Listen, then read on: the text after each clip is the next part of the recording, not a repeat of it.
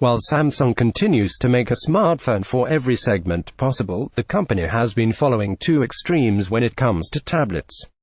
On the top end of the spectrum, you have the Galaxy Tab S lineup, offering a big and beautiful AMOLED display and high-end hardware. At the other end is Samsung's Galaxy Tab A line. The Galaxy Tab A tablets carry unimpressive hardware that's only meant to support a basic tablet experience for those on a budget.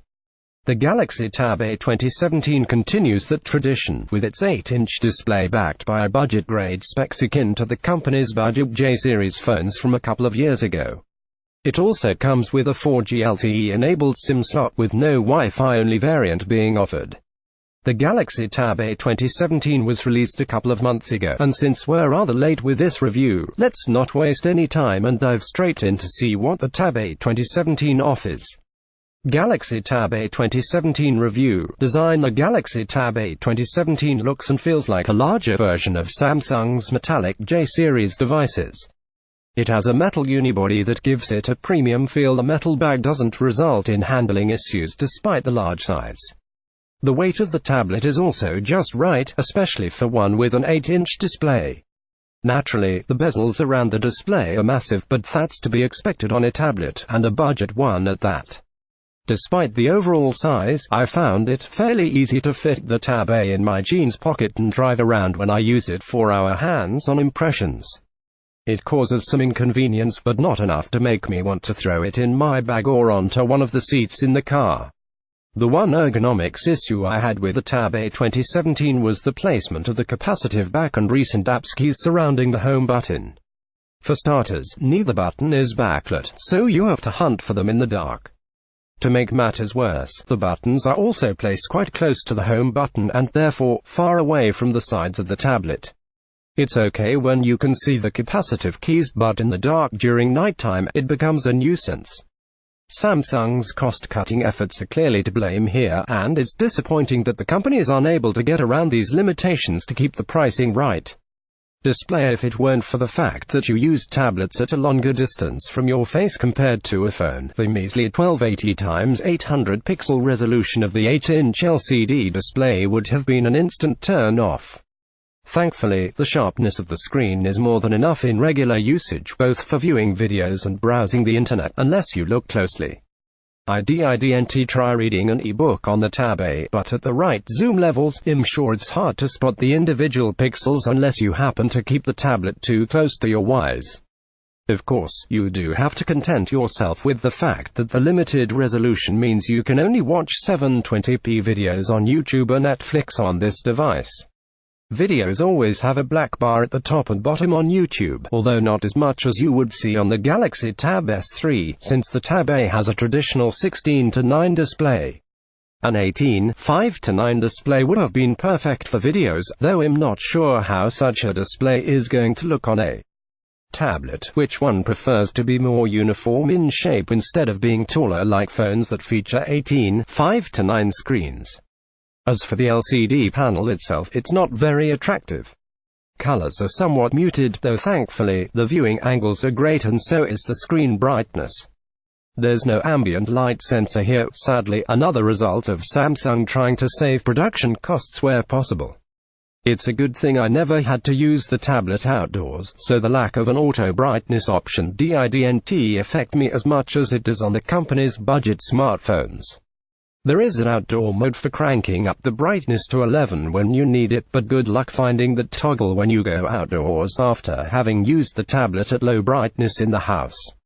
Performance or audio quality. If you look at the underlying hardware, you'd think Samsung is saying it up front that this tablet is not meant to be used as a primary device that would make as many phone calls as it would play videos or games. With a quad-core Snapdragon 425 SoC 4 Cortex-A53 cores clocked at 1.4 GHz and 2 GB of RAM, the Tab A 2017 isn't built for the heavy tasks. The animations almost never stutter, but apps don't open very quickly, and there can sometimes be stutters when you switch between apps in a hurry.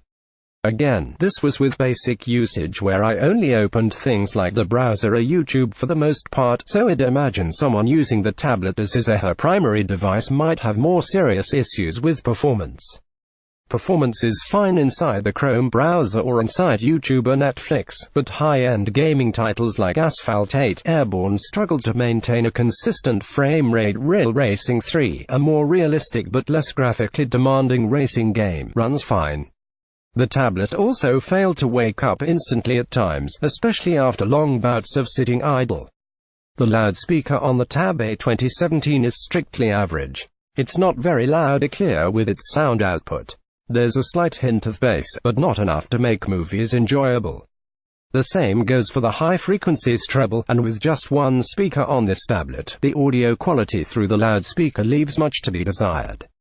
It's also easy to cover the speaker with your hand in portrait orientation and in landscape mode when the upper part of the tablet is rotated to the left. Audio output via the 3.5mm headphone port is miles better, though. The high-frequency treble don't get to shine as much as the low-frequency bass, but overall, the audio chip driving the headphone port does a commendable job. Not that it excuses the lack of good speakers on a tablet, or the fact that the single speaker is also poor in quality, but wired audio isn't going to be an issue for anyone buying the Galaxy Tab A 2017. Battery life: I don't know where Samsung gets the 14-hour video playback figure that it touts for the Galaxy Tab A 2017, because for me, 7 hours was the extent to which the tablet was able to continuously play videos for me over a Wi-Fi connection.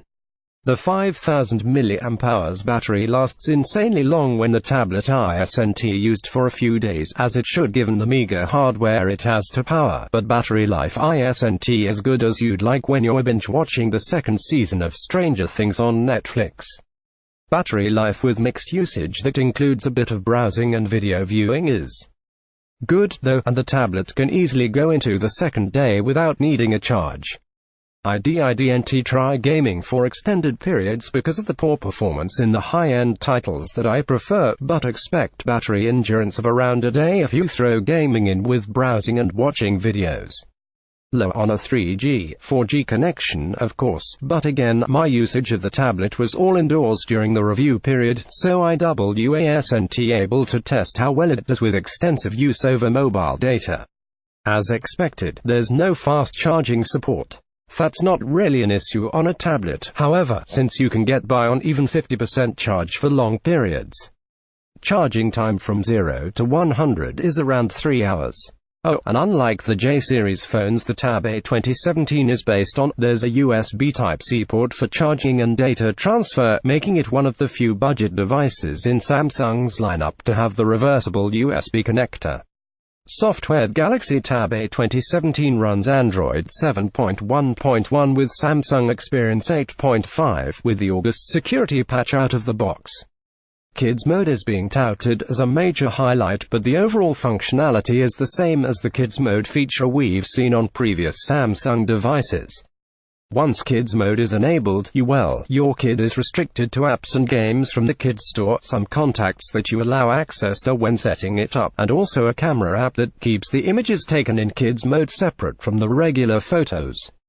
You can also allow Kids mode to access some videos from the main gallery. The Kids store isn't accessible without the parental control password, so you can rest assured that there won't be any unnecessary downloads when you've handed the tablet to your kids. The rest of the software is similar to what we see on Samsung's phones these days, though the feature set is limited even when compared to the company's budget smartphones. You have the basics, like multi-window multitasking, blue light filter for the display, game launcher for keeping track of all installed games from one location, and game tools for recording gameplay, blocking the navigation buttons, and more. Bixby Home is on board as well, accessible by swiping right on the home screen. Secure Folder is also available, which you can call Kids mode for the adults. For those unaware, Secure Folder creates a separate environment similar to a new user account for important data that you want to keep away from prying eyes. Anything you do inside Secure Folder stays in there, including images you might take or apps you might download. The one issue I saw with the Tab A 2017 software is that it was on the August security patch when it arrived at my doorstep, and despite an update a few weeks after that, it's still sitting on the August patch here in India. Samsung doesn't seem keen on offering the same level of security as its smartphone consumers to those who buy its tablets. Sure, the sales figures are much lower, but why is that a prerequisite when it comes to the security of the operating system? The camera section is coming up at the end of this review because, frankly, tablets still aren't meant for taking photos or videos. Yes, there's no shame in using one for taking pictures unless you're too particular about what others will think, but the 8MP and 5MP rear and front cameras are as basic as it gets. Images taken outdoor in bright sunlight look fine, and so do selfies from the front camera. It all falls apart once you start zooming in on pictures, though, so let's just say you should only be using these cameras if you have nothing but the Tab A in your possession or want to make a video call. The Tab A 2017 gets the same camera app as Samsung's latest phones. It works on swipe gestures. A swipe up switches between the front and rear cameras. A swipe to the right gets you all the shooting modes. Speaking of shooting modes, the tablet doesn't skimp on options. You get HDR, night, panorama, sports, sound shot, animated GIF, and continuous shot for the rear camera. For selfies, you have wide selfie, a panorama mode for the front camera, and sound shot. Conclusion: I don't know what to say about the Galaxy Tab A 2017. It's as basic as tablets get, something I already mentioned at the beginning of this review. There's nothing it does particularly well, either. In fact, all of it is merely good enough, be it the display quality, performance, or the battery life. The 4G LTE connectivity and ability to make phone calls is a bonus. But the audio over the single bottom firing speaker is extremely mediocre, and you can't play high-end games without running into a stutter, which is a shame considering the 8-inch canvas this tablet provides. The problem with the tablet market is that people are just not buying these as much as they're used to, and the only folks I'd recommend the Tab A 2017 to is those who really must have a tablet, either as a secondary or a primary device, and aren't willing to pay too much. It also makes sense if you want to buy a tablet for your child. Kids Mode can be downloaded on other Samsung devices as well, but if you're not comfortable handing a costlier device to your kids, the Tab A 2017 can be a good, cheap alternative.